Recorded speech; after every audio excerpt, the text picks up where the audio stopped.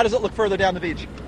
Up, pretty much the same all up and down. Yeah, that's what I was told by some Look, here's going to be a big surge right there.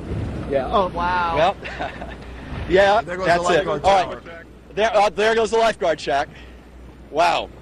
Now is pushing its way through further into Long Beach. Well, and you see all the sand that they had pushed to use as a berm. Right. It's already pushed into town. And let me just say, a couple minutes ago, that there's our truck right there. John Lyons, if you could move to your right a little. This hurricane comes ashore, and as the high tide coincides with the high tide this morning. And you can see those traffic lights really swinging in those 75-mile-per-hour gusts there. Well, this is what storm surge looks like.